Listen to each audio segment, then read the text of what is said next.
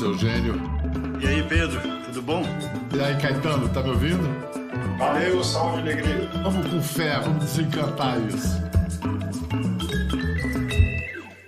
Muito boa noite, bem-vindos. A gente sabe direitinho o que tem que fazer, o que tem que ser feito. Contra a mortalidade infantil, por exemplo, trágico indicador das piores condições de vida. Basta acompanhamento médico básico de gestantes e bebês, acesso à nutrição, saneamento, água tratada, cloro. O combate a diarreias fatais, muitas vezes só depende disso, cloro na água, encanada, de preferência. A gente sabe direitinho o que tem de fazer, a gente já faz, inclusive. Enquanto governos ainda falham em soluções tão elementares, a sociedade organizada vai e faz o que tem de ser feito. Um exemplo já tem história no oeste do Pará, na região banhada pelos rios Amazonas, Tapajós e Arapiuns. Há 34 anos, o Projeto Saúde e Alegria toca ações básicas de promoção da saúde em aldeias ribeirinhas. Hoje leva a 150 comunidades uma infinidade de serviços, embarca os hospitais, capazes de oferecer exames, cirurgias, dentista, além de servir de apoio para projetos que vão de reflorestamento à geração de renda. Sem falar nas ações de combate à Covid-19, que demonstraram a agilidade de resposta da organização, que hoje, já se pode dizer, se tornou imprescindível. À frente dessa gente que sabe o que tem de fazer e faz, estão dois irmãos paulistas, desde o início, Eugênio e Caetano Scanavin. Salve, meus irmãos! Vem cá, Caetano de Santarém e Eugênio de São Paulo, é isso? Isso, mas no mesmo trabalho. Sim, mas você foi o primeiro a chegar ao Pará em 83, recém-formado em medicina. Isso. Por que o Pará, Eugênio? Bom, desde que eu estava estudando para medicina, eu já queria ir para algum lugar que eu pudesse ser útil, né? Que estivesse precisando, exercer aquela coisa do médico, né? Onde for mais necessário. E durante a faculdade, eu viajei em muitos lugares, viajei pelo Nordeste, pelo Centro-Oeste, procurando já um lugar para me posicionar. Quando eu vi a Amazônia, eu falei, opa, a Amazônia é aqui. Porque é um lugar maravilhoso, com uma belíssima saúde ambiental, uma saúde espiritual, saúde de sabedoria dos povos, saúde afetiva e faltando saúde básica mínima, as crianças morrendo de diarreia por exclusão de serviço de saúde, por falta de saneamento. Então, ali é um lugar que você basta fazer coisas muito simples e você tem resultados muito grandes, ainda mais numa floresta como essa, né? Que também faz parte da saúde do planeta. E foi por causa dessa falta de atendimento de saúde básica e, ao mesmo tempo, de uma exuberante saúde espiritual, como você disse, foi por causa disso que o lema saúde, alegria do corpo, alegria, saúde da alma, por isso que se impôs essa alegria na equação com a saúde? Olha, alegria, a gente é muito alegre, mas isso não tira a seriedade, pelo contrário, né? Alegria é a nossa seriedade, porque na hora de fazer, as pessoas têm alegria naturalmente, né? Elas têm um potencial criativo, têm alegria, têm vontade de participar, e as pessoas lá, inclusive no Pará, na Amazônia, são muito alegres, muito espontâneas, muito carinhosas. Então, se a gente consegue fazer com que o corpo dela também tenha essa alegria, então isso explode, né? Eu acho que saúde, alegria do corpo, alegria, saúde da alma é um lema que ele vale para tudo, para todos, em qualquer lugar. E o seu pai serviu de inspiração para você, né? Antes de morrer, o que ele mostrou, disse ou pensou com você que serviu para te inspirar a comprar essa briga, né? De criar uma ONG, né? Meu pai era engenheiro, eu fui o primeiro médico da família, mas já queria ser médico desde criança e aí comecei lá com esse sonho, né? E sempre querendo trabalhar. E quando eu fui para a Amazônia lá, eu falei, pai, eu quero fazer isso. E meu pai deu maior força, né? A minha mãe já morrendo de medo, né? Porque ela falou, eu queria ter um filho, mas aqui na cidade, um cardiologista, né? Fui ter um filho que gosta de índio, eu nunca pensei em índio na minha gravidez. Ainda depois leva o irmão, né? Aí que ela se desesperou. Mas o meu pai, eu trabalhava com a prefeitura. A primeira vez que eu fui para lá, fui trabalhando pela prefeitura e atendendo todas as comunidades. Naquela época eram 800 comunidades que nunca tinham visto médico, né? Então era muita comunidade.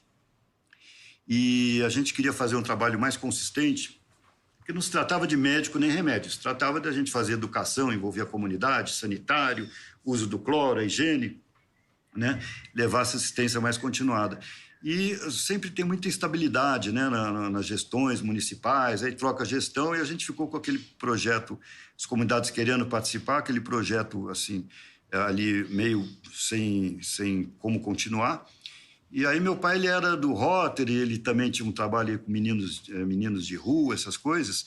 E aí ele falou, por que você não monta uma entidade igual uma sociedade civil, uma entidade, né, igual tem essa aqui de apoio aos meninos de rua e tal. Então, a gente montou o Saúde e Alegria, né? Naquela época era uma entidade. Hoje em dia a gente fala em entidade, a entidade é um negócio espiritual, né? Hoje em dia chama-se ONG, mas naquela época era entidade, né? Então, a gente montou uma entidade e aí fomos registrar a entidade com o nome Saúde e Alegria e aí não foi aceito. O cartório falou que não era brincadeira, que aquilo lá não era negócio de brincadeira. E aí colocamos o nome Centro de Estudos Avançado em Promoção Social e Ambiental / Saúde e Alegria. Então, assim ficou. E tem que lembrar que eu fiz isso com a minha ex-esposa, naquela época era uma arte educadora, então quando a gente começou já com a prefeitura, trabalhando na comunidade, não dava para mim ficar explicando higiene, os cuidados de higiene para cada paciente. Então a gente começou a envolver a comunidade, os jovens, e eles começaram a fazer esse trabalho de educação com os pacientes, de higiene. Começamos a brincar, fazer brincadeiras, gincana. Então, daí nasceu os agentes de saúde, que naquela época não tinha também esse conceito de agente de saúde. Então, a gente tinha lá os promotores da saúde. E da gincana acabou virando circo. Então, toda a parte educativa virou circo, virou educação, participação e juventude. A gente vai mostrar isso agora. Todo empreendimento tem que ter uma marca fantasia. Saúde e Alegria é uma marca fantasia maravilhosa. E se essa entidade não baixou, ela subiu no mar, subiu no rio. Vamos ver imagens do comecinho do projeto. A equipe itinerante que visitava as comunidades num barco equipado com consultório e já com objetivos, intenções e estratégias certeiras. Roda aí pra gente ver.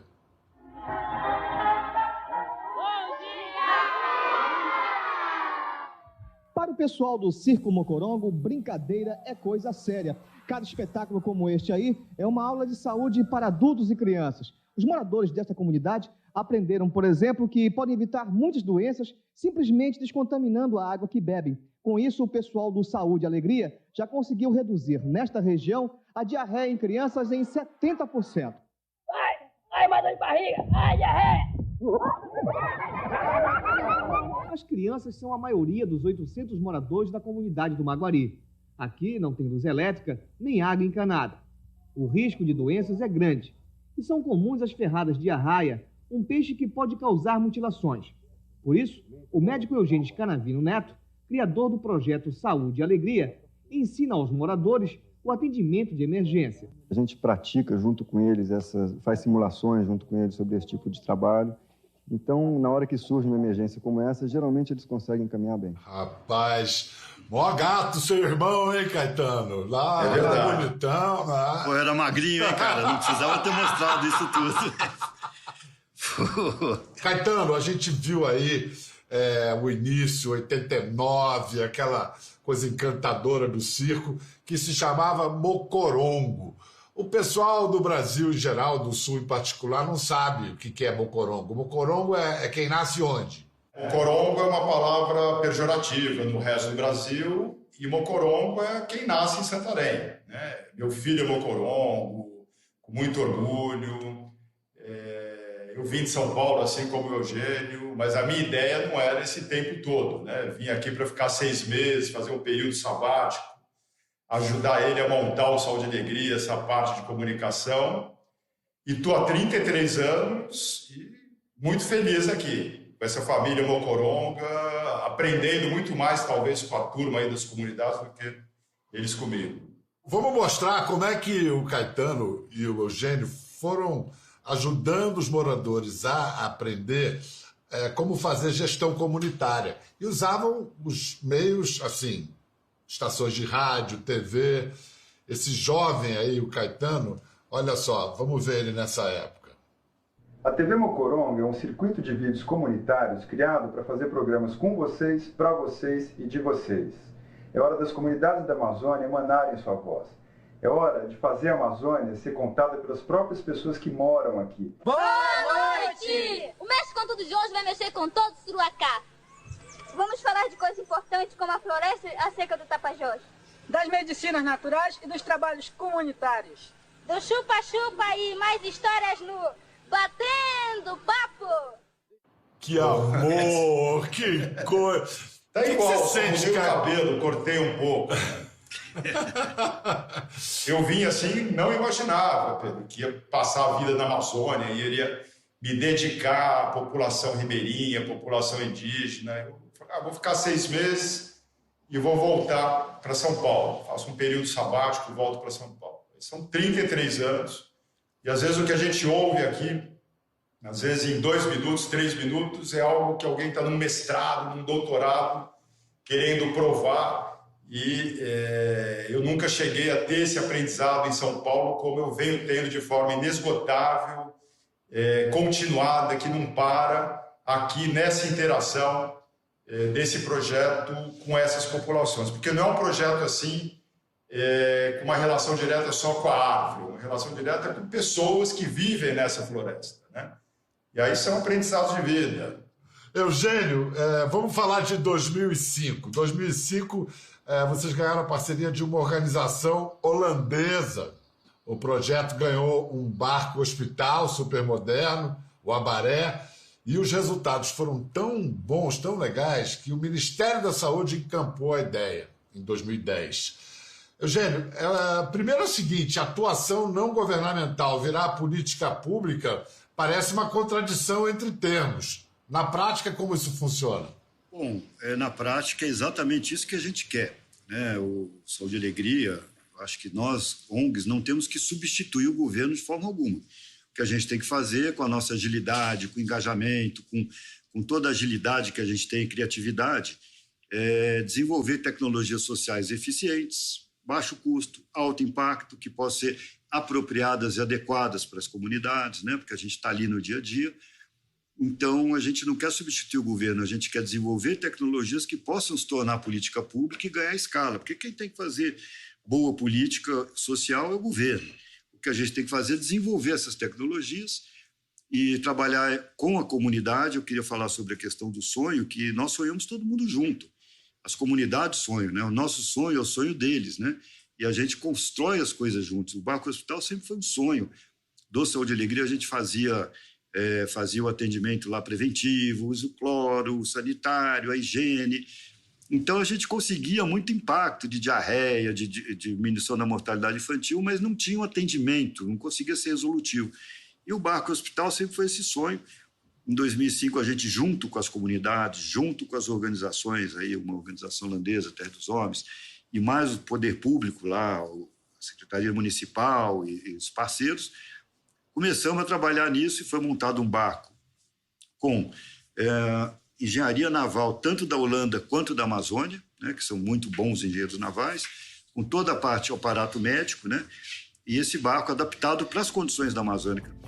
Esse barco foi feito nessas condições, a gente, de 2005 a 2010, montamos o modelo, fizemos parceria com o USP, Unicamp, residência no barco, interiorização da medicina, atendimento, monitoramento dos pacientes, conseguimos bater os indicadores de saúde, 98% de cobertura vacinal, 100% de pré-natal, batemos os indicadores do Brasil, da região norte e as metas do milênio, naquela época, né? Enfim, e aí isso com um modelo que custava muito mais barato per capita do que o Ministério da Saúde gasta per capita ano por paciente, e com resultado 80% mais alto. E aí o Ministério da Saúde começou a monitorar o modelo, viu que era adequado para a saúde da Amazônia, porque as comunidades lá são isoladas, são excluídas, e não tem como acessar o serviço de saúde.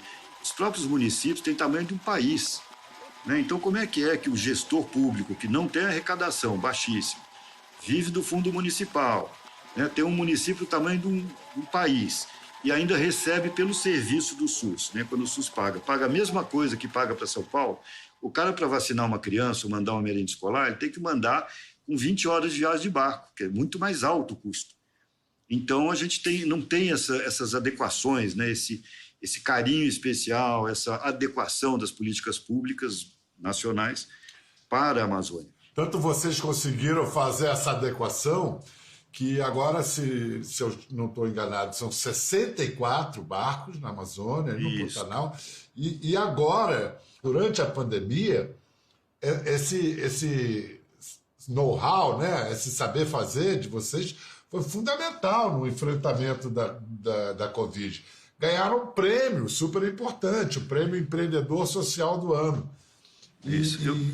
As medidas tomadas para combater a pandemia, para combater a Covid, elas foram muito diferentes das de costume, as que vocês já tinham sacramentado. Quais foram as mais bem-sucedidas? Durante a pandemia, nós caímos de cabeça. Isso aí é um orgulho que eu tenho da nossa equipe, né? O pessoal lá não mediu esforço, caímos de cabeça lá nas comunidades, mesmo no surto da pandemia.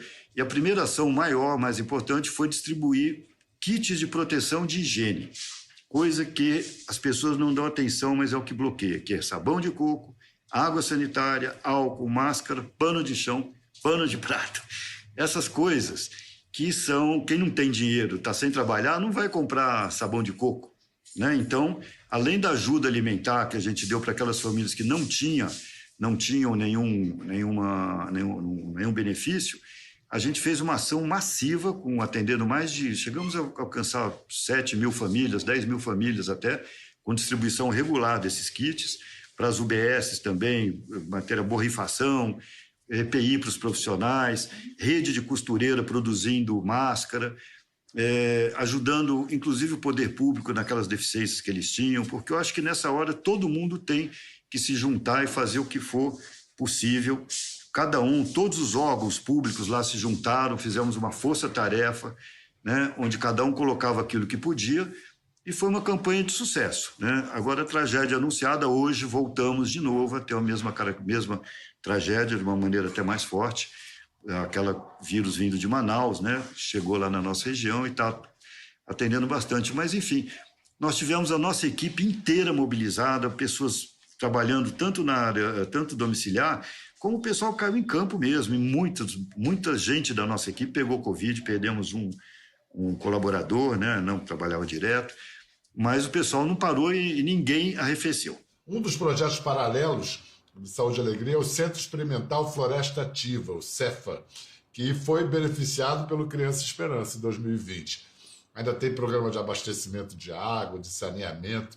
Caetano, qual é a base maior, principal do financiamento? Empresas, pessoas físicas, qual é essa base? Então, Bial, a gente vive de doações, vive de projetos, tem recursos que vêm do setor público, recursos que vêm do setor privado, fundações nacionais, fundações internacionais. É até interessante, porque muitas pessoas falam, mas como é que é? Cadê esse dinheiro das ONGs? Não tem fiscalização. Na verdade, até para você conseguir aprovar um projeto, em geral, cada vez mais são projetos de concorrência pública, com editais abertos, critérios abertos, as instituições apresentam seus projetos, suas ideias, seguem um formulário, onde que vai chegar o plano, o recurso, tanto para isso, tanto para aquilo, participa-se de uma concorrência e aí aprova-se uma minoria, a maioria não tem seus projetos aprovados. Então, quer dizer, o processo seletivo já começa na própria captação de recurso, né? E a gente vinha trabalhando muito nos últimos anos, focando, vamos dizer assim, repetir essa estratégia, né, do Abaré, de você aproveitar o terceiro setor por ser mais ágil que o setor público, não no sentido de substituir o Estado, mas somar esforços com o Estado, na agenda clima. Então, assim como na saúde, a gente começou a desenvolver projetos de estruturação das cadeias produtivas, da bioeconomia, como gerar recurso com a floresta em pé a partir de empreendimentos de base comunitária, turismo, coleta de sementes, artesanato, mel, enfim, que aí a gente acabou compondo num programa geral chamado Floresta Ativa. né? E aí, com a questão da Covid, a gente teve que dar um passo atrás e retomar com mais intensidade as atividades de saúde, como o Eugênio já colocou, que foram muito mais amplas do que o próprio Abaré, né? E numa região muito mais ampla também do que apenas Santarém. A gente está trabalhando agora, inclusive com recursos também para apoiar mais de 20 municípios aqui do Baixo Amazonas, né? Então, estamos com um foco muito forte, tanto na questão ambiental e econômica do Floresta Ativa, restauração florestal e bioeconomia, quanto na questão da saúde, combate à Covid, incluindo dentro da saúde também as ações de saneamento básico. Eu tenho que falar de um assunto que foi notícia no fim de 19. O Saúde e Alegria se viu envolvido num escândalo, porque um dos brigadistas que foram acusados, então, de pôr fogo na mata, em Alter do Chão, é colaborador do projeto. E aí deu processo. Em setembro do ano passado, um incêndio atingiu a área de proteção ambiental de Alter do Chão, em Santarém. O fogo durou 4 dias e destruiu uma área de 1.100 hectares. Em novembro, a Polícia Civil prendeu preventivamente 4 brigadistas. De acordo com o inquérito policial, eles teriam botado fogo numa área de proteção ambiental para conseguir doações de ONGs. Todos sempre negaram as acusações. O caso teve repercussão internacional e gerou protestos de organizações de defesa do meio ambiente e dos direitos humanos. Depois de 2 dias na prisão, os brigadistas foram soltos. Eugênio, como é que ficou esse inquérito? Como é que vocês avaliam esse episódio hoje, mais de 1 ano depois? Segura a resposta, que a gente vai fazer um rápido intervalo e depois você explica. A gente volta em instantes.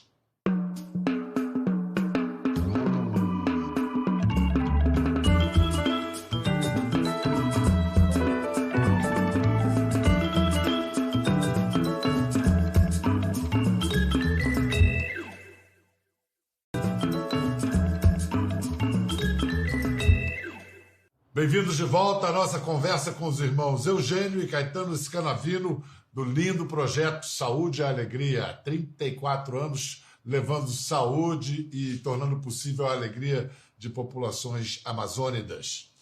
Eugênio, então, essas acusações contra os brigadistas de Alter do Chão ainda reverberam? O que ocorreu e que pé ficou esse inquérito?